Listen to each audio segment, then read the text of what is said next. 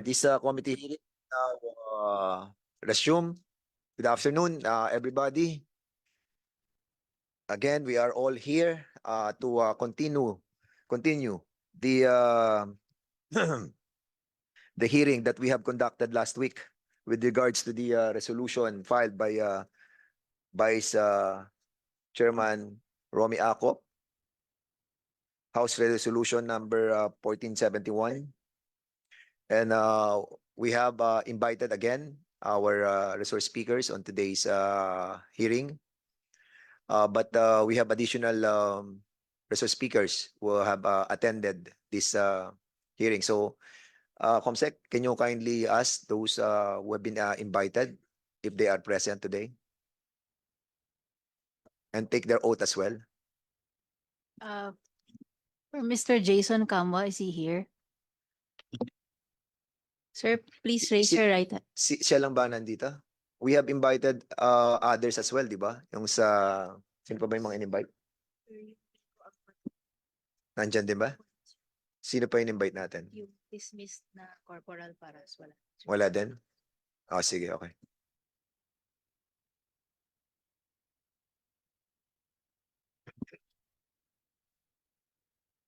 Hi, state your name.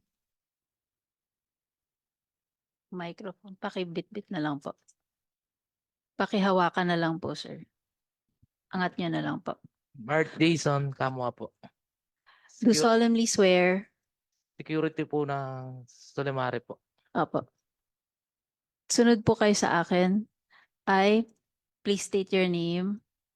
I, Mark Jason Kamwa, Do solemnly swear do solemnly swear to tell the truth, to tell the truth, the whole truth, the whole truth. and nothing but the truth in But this nothing. inquiry. Thank you. Thank you po. Please take your seat po.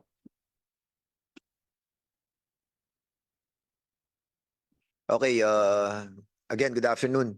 Ito po ay continuation lamang po ng ating hearing and we have invited other guests but unfortunately, those who have been invited wala dito. But I have the chairman have received a copy of the motion for reconsideration of Police Brigadier General Roderick Mariano and one coming from ano yung isang motion reconsideration by Colonel Cabradilla. Okay. Well, actually, patapos na sana yung hearing namin and now we will be discussing the issues, facts, and the recommendation, the conclusion of this hearing. But of course, there are some issues that this committee wanted to be clarified as well, and that's the reason why we continue this hearing today. Meron pang mga clarification that wanted to be clarified by the members of this committee. And we have received this motion for reconsideration. Well, if I am going to read the motion for reconsideration, basically, well, to reconsider our decision for their citing in contempt. But when I read it, you are trying to question the legality of what we have approved by the committee in the last hearing, citing for contempt General Mariano and Colonel Cabradilla. And in doing so, I think medyo, well, I think I will be asking the members, before I give my, my my acts on this, first, Congressman Paduano, Thank you, can you Chairman. kindly give clarity, to this motion for reconsideration that was submitted by General Mariano and Colonel Cabradilla. Sige, go ahead. Thank you, Chairman. I will just discuss about the motion for reconsideration that was filed by General Mariano in this honorable committee. Now, just to refresh everyone who is present during the previous hearing, the last hearing, in which General Mariano was cited in contempt by the Honorable Tolpo, and I seconded it, and he ordered to be detained for 30 days in the premises of the House. First and foremost, during the interpellation to General Mariano, the data being presented by General Mariano contradicts with the position of the regional director. Now, sabi ko nga during the break, sabi ko nga doon kay ito question of the first issue that was raised na he never lied. He never refused to answer. Of course, he never refused to answer. But for us, the conclusion of the committee lied. General Mariano lied during that hearing. Kasi, tinanong ko pa nga I am the one who asked, what is for the interest of RD, of the regional director, to lie? None. And when in fact, the video that was presented when RD and his office investigated Lieutenant Colonel Guevara, napakalinaw po na RD wants the truth to come out. Dinitalya niya pa, makita mo po. And RD has nothing to do with it. Now, iba yung version ni RD, iba yung version ni General Mariano with regards to the date and the time. Nung tinanong si General Mariano, hindi niya alam. Kaya hindi niya ni-report kay RD. But of course, etong si Lieutenant Colonel Guevara, pinapunta doon sa quarter ni RD, ni General Mariano, napakalinaw po ang oras at saka yung purpose doon to brief and report to General Mariano about what really happens. Now, sabi ko nga during the break, the time because we wanted to have a quorum to decide on the contempt motion but hanged during the time. Now, sabi ko nga during the break, I talked to the members and I even talked to Congressman Busita. Hindi pwede dalawa ang nagsasabi ng totoo dito with conflicting statements by General Mariano and Adrian Satis. Hindi pwede dalawa yung totoo, hindi rin pwede dalawa ang nagsisinungaling. Isa lang po ang nagsisinungaling dito. And personally, sabi ko nga, my judgment, based on all the facts being presented, and that includes the video, when RD investigated, like Lieutenant Colonel Guevara, malinaw po that General Mariano is lying. That was the first issue in his motion for reconsideration. And before I proceed to the second point that being raised in that MR, ako mismo sinabi ko, all those in the practice and then under the rules of the House, all those cited in contempt in any committee hearing, in any committees in the House, you have all the right to file a motion for reconsideration. But reading the motion for reconsideration, sabi ko nga, General Mariano during the time is lying. Number two, parang he lectured the motion for reconsideration that was filed by General Mariano, hindi ko alam kung siya mismong gumawa o his lawyer. He lectured the members of this committee. I've been in Congress for the past 11 years. I've been in the Rules Committee for the past several years also. I was the minority floor leader. I cited in contempt several resource speakers in this House. I know the rules. The committee knows the rules. He, in his motion for reconsideration, he cited the quorum. And for the record, to refresh all the members, or to refresh all the members and all the resource persons present during the last hearing, the chairman suspended the hearing. Why? Because we need the quorum, the time, and we need at least 2/3 of the members present, there being a quorum. And we have 9 members during the time. That's the second point. We have a quorum, the time. And questioning about the quorum, General Mariano, sorry to say, we know the rules and we have the quorum, the time. Physically present. We have 9 members present during the time. Thirdly, question of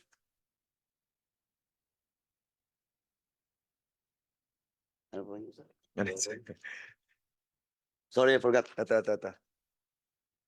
So Well, established uh, that General Maria is lying, there is a quorum that was suspended. Sabi ko nga, isa lang yung nagsasabi ng totoo, and in that case, RD is saying the truth.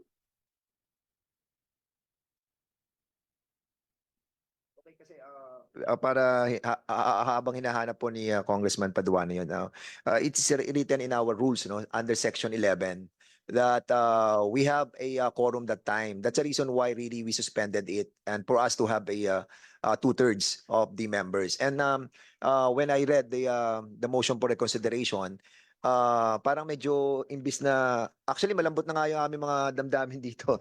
But what we wanted is well, ako lang daw. But what we wanted sana is to really to have a resolution for this hearing.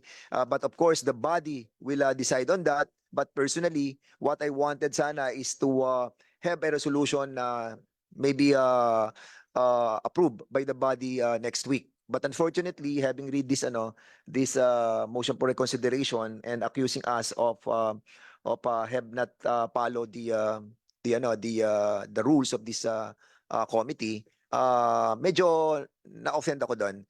And maybe you have to really consult with your lawyer. Baka mamaya yung lawyer hindi kayo pinoproteksyonan, General Mariano and Colonel Cabradilla.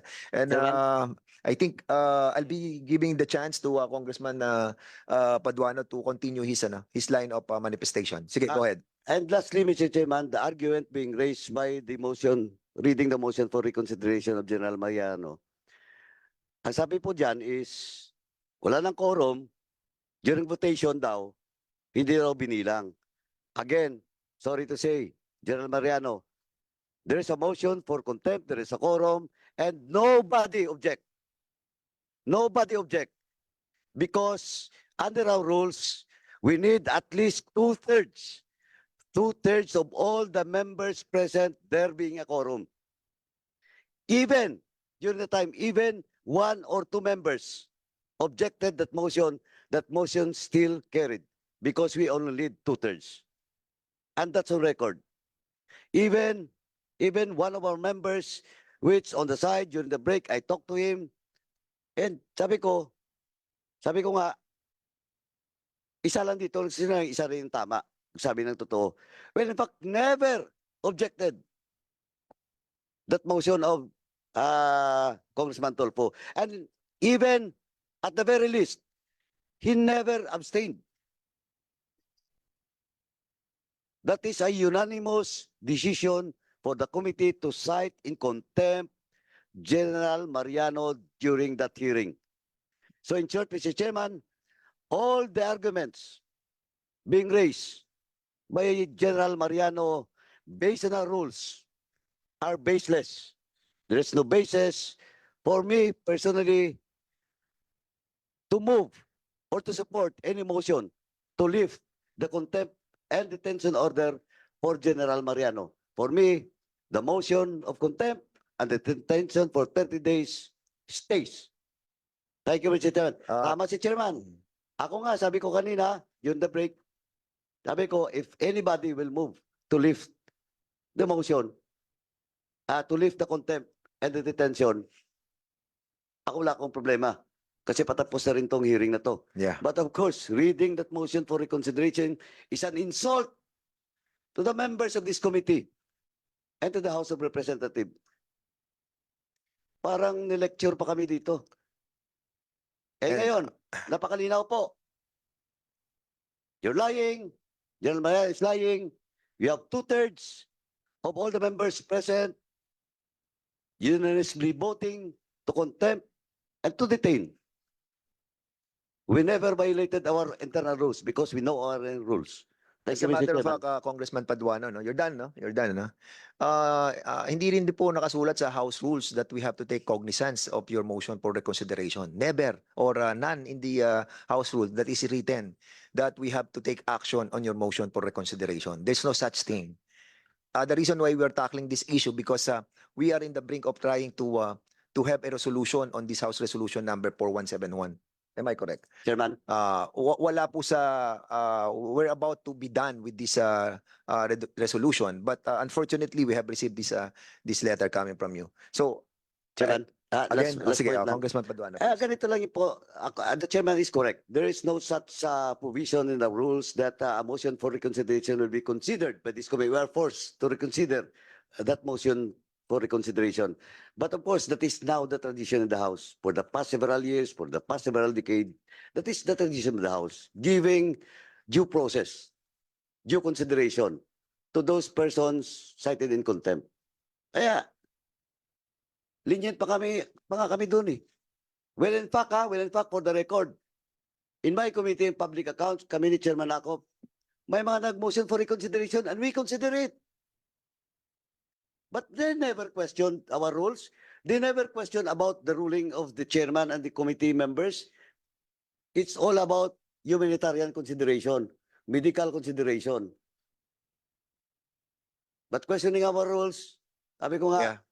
may problema kayo sa amin. Okay, I think General Mariano wanted to raise his hand. We will give him a chance to answer back. Please, General Mariano. Yeah, yes, Mr. Chair, Your Honors, my apology for submitting haphazard my MR because I haven't read yet more yung aking MR. It was prepared by my lawyer, Sino po ba lawyer niyo, General Mariano? si Attorney Ann Pascual po. Kanina lang po niya kasi po napadala. Gusto ko lang pong maparating kaagad. Hindi ko po masyadong ano. And it's my fault, Your Honors, that it was submitted na hindi ko man lang siya nabasa because we don't have time dun sa mag-communicate sa ating mga lawyers kasi wala po kaming dalaw po. Yung limited time na use of cellphone po, hindi rin po namin magamit sa kanila. Pero meron po kayo, inaalaw po kayo ng dalaw. Meron Ah, lamang pong oras at ang paggamit po ng cellphone ay inaalaw din po. 1 Pero hour may po. oras din po. Opo, pero Yes. kanina lang po kasi na-submit yun, Your Honor. Kaya Because this is the policy of this Congress, not giving all the leeway, no? By Opo. using the cellphone and I sa understand dalaw po may oras din po. As a matter of fact, ay alam naman po natin nangyari, di ba? Supposedly dapat hindi nakakapasok yung mga barel na naipasok ni Sergeant Desden, no? So we are also trying to secure the premises of this house, no? To prevent such incident to happen again. So ang pumirma doon, eto andito. So are you going to be are you going to say something, Congressman Akop? Chairman, If not, just sige, to- Congressman just Paduano. just to react to the manifestation of General Mariano. Ako po, General, your apologies is accepted personally. Pero again, sabi ko na nga, you seek the guidance of your lawyer.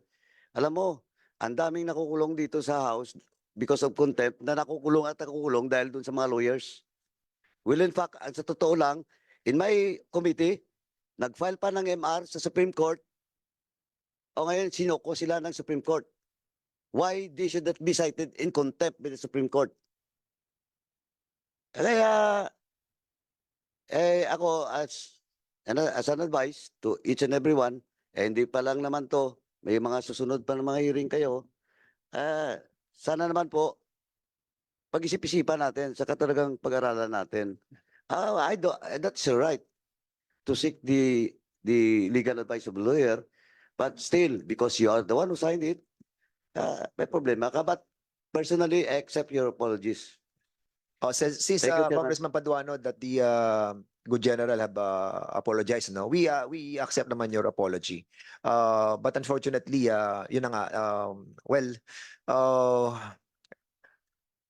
this morning we have already decided sana to discuss yung resolution, no? For the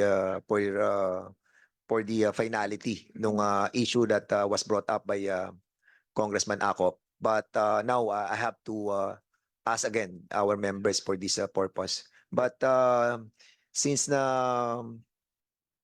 nangyari na yan and the apology was accepted, so maybe we will be discussing this furthermore.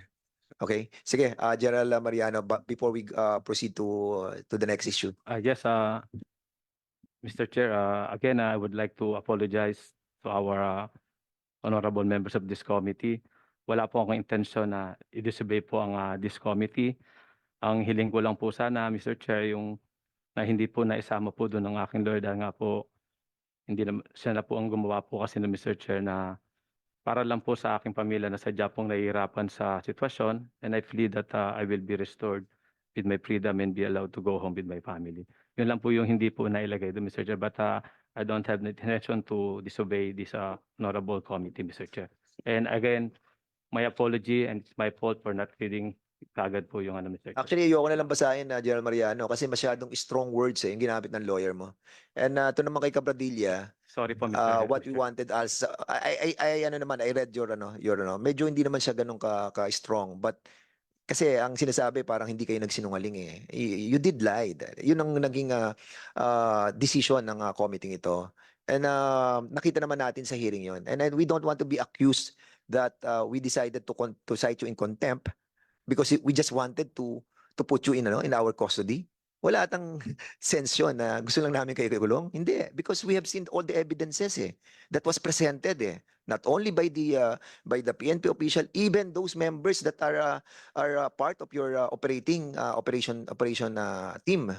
They have said almost 23 of them na nagsalita, and even yung inyong deponent na ginamit dito were here to recant yung kanilang mga testimony that you pushed them to be filed. Kaya, well, anyway, I've said my piece and probably we'll be continuing with our discussion. Ang isang issue that I wanted to tackle, Congressman, Congressman, will you allow Congressman Deputy Majority Leader to say his piece? Honorable Erwin Tulfo, you are recognized. Before we start, Mr. Chairman, my advice to General Mariano and the rest of the police officers under our custody. What we want to hear, General Mariano and the rest of you under our custody, is to ask for leniency. Hindi po kami mga matitigas ang puso. We are fathers too. We understand how hard it is and difficult to be away from our family. We are fathers. Remember that. I'm a father. I have children. These lawmakers in front of you, sir, have hearts too. May puso rin po. And fortunately, ang hindi lang ho namin matanggap is that you are lying in front of us, despite the fact that you swore before us that you will tell the truth, the whole truth, and nothing but the truth. Therefore, we see during this hearing that you guys are directly lying to us. So what do? Our actions is to cite you in contempt because you're not telling the truth, wherein you swore that you will tell the truth, but you failed to tell the truth. So that's why you're incarcerated. It is your fault. Next time, General Mariano and the rest of you, if you ask for a file for a motion for reconsideration, tell your lawyers to ask for leniency. You should know that, di ba?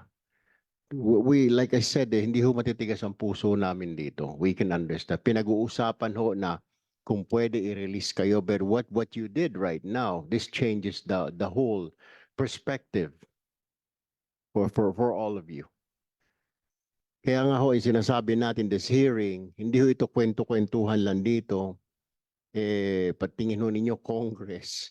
Hindi ho This is a committee hearing. We're trying to find out and in aid of legislation that how we can avoid this kind of incidents para hindi na po tularan ng iba after your junior officers, hindi na po gayahin yung kapalpagan na ginawa ho ninyo. So yun lang ho, Mr. Chairman, paalala ko na kaya sila, because I saw that the way I interpret that motion for reconsideration is that you're saying we rush into judgment and gave that contempt.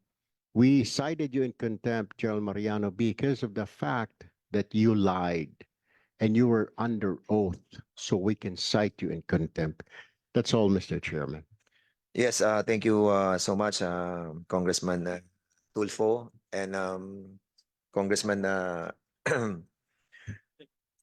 Vice Chair. Ay, nagtataas pa. Oh, sige, sir. Sige, go ahead. Sir, again, Mr. Chair, my apology. Can I withdraw the the MR filed by my lawyer so that Yeah, not to cause because it is not my intention. It's only about our MR for the lifting of our. So I'm just asking for your general compassionate heart that I'll just withdraw the MR since kanina Chair. lang po. yeah, General Thank you, Mr. Mariano, Chair. it's ano naman, we can give it back to you, no? But of course, you have already filed this in the Committee on Public Order. We have received it, but I think we have to just continue with our discussion. Okay, Congressman Ako, please. I do not know if General Mariano knows this. When you get a lawyer to defend you in any case, for all intents and purposes, that lawyer represents you. Now you are denying what your lawyer wrote in your motion for reconsideration. Yun ba ang gusto mong mangyari? You can answer In-engage that. mo yung services ng lawyer na yun eh. For her to protect you and for you to be able to exercise your right. Now, you say na hindi mo alam or hindi mo gusto yung ginawa ng lawyer mo. Is that what you're trying to tell the members of this committee? No, Mr. Chair. No, that is how I understood your explanation na hindi mo naintindihan yung contents ng ginawa ng motion for reconsideration ng yung lawyer. But you engaged her services to be your lawyer. How do you reconcile that? Hindi ko lang po na-anticipate yung effect po nung sinulat po ng aking lawyer, but meron din pong kakulang nga po yung sabi ko po nga kanina that I will just asking for this honorable committee for to their compassionate heart that we will be the contempt will be lifted. We will take that for the moment. Pero as far as this representation is concerned, I do not agree that you do not know or you did not believe doon sa sinabi ng iyong abogado. Because when you engage her services, siya na ang magre-represent sa iyo. Second, the protocol, insofar as the proceedings in this house are concerned, may magpa-file ng motion, may magse-second the motion, at tatanungin ng chairman kung may objection. At kung may objection, magsasalita yung lawmaker na nag-object. In the case of the motion filed by the Honorable Tulfo, duly seconded by the Honorable Paduano, hindi kami nag-object. And therefore, each and every member of this committee believed that you were lying. Meron kaming sariling basehan. As far as this representation is concerned, naglalay ka dahil ayaw mong admitin na maaga pa sinabi na ni Colonel Guevara sa iyo kung ano talaga ang nangyari. I would tend to believe o naniniwala ako lalo kay Colonel Guevara than your statement kasi yung statement niya ibinigay niya freely doon sa informal investigation na ginawa ni General Nartates in the presence of his two officers. Inamin ni Colonel Guevara na alas 6 pa lang, nag-report na siya sa opisina mo pero wala ka. At dumating ka ng mga bandang alas 7. If I remember the answers to the questions. Pero hindi mo inamin yun eh. At hindi mo rin inamin na may mga instructions ka doon na ibinigay. Which sinabi ni Colonel Guevara. Kaya mas naniniwala ako sa kanya. Because as a matter of fact, pagkatapos na maimbestigahan ni General Nartates si Colonel Guevara, umalis nga siya papuntang Thailand eh. Kasi ayaw niyang pirmahan yung kanya confession. Hindi naman siya pinersa. So this representation believe na mas nagsasabi ng katotohanan si Colonel Guevara kaysa sa iyo. That's why I did not pose any objection to the motion of the Honorable Tulfo. So, naintindihan mo na siguro yung kalakaran dito sa Kongreso. At kung magfa-file kayo ng motion for reconsideration, huwag niyo masyadong questionin yung aming kwan kasi we try to observe our rules. Alam namin na pag hindi namin sinunod yung rules namin dito, ay madadala kami sa korte. Yes. Thank you, Mr. Chair. Yeah. Yes, Congressman Rehencia, please. Colonel Guevara. Anong class ka, Colonel Guevara? Good afternoon, Mr. Chair. I am Police Lieutenant Colonel Jolet Guevara, PNP Class 2009, Mr. Chair. Ikaw, General Mariano, anong class ka? Mr. Chair, belong to class 1995. Ito, this morning we have a discussion with our members of this committee. Ako po ay hindi nakadalo sa hearing noong nakaraang linggo dahil umuwi ako sa Mindanao dahil namatay yung tatay ko. Pero nanonood pa rin ako sa television. Kaninang umaga dahil sinabi na ni Chairman Dan Fernandez na tao lang kami. Mayroon kaming puso.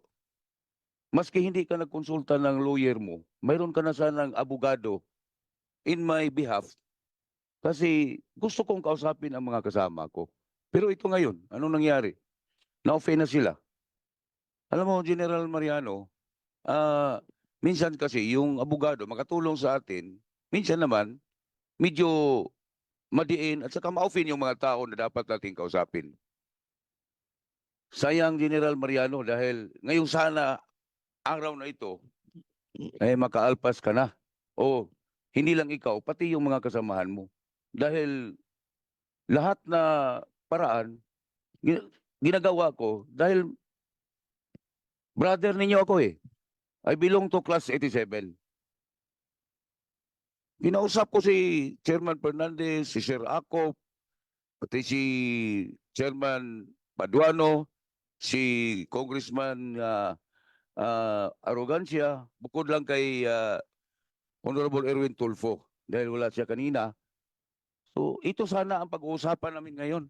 Pero ang nangyari, nag-submit ka na ng motion for reconsideration na talagang nagagalit si Congressman Paduano na offend si Chairman Dan Fernandez. So ako, General Mariano, I was incarcerated for 1 year, 3 months, 18 days, 2 hours, 47 minutes, and 36 seconds. Walang dalaw yan. Tiniis ko of the crime which I did not commit. Pinagbintangan ako na nag-ambos ng isang kongresista na hindi ko naman ginawa dahil walang sugat. At kung ako ang mag-ambos, tiyak, ubos yun.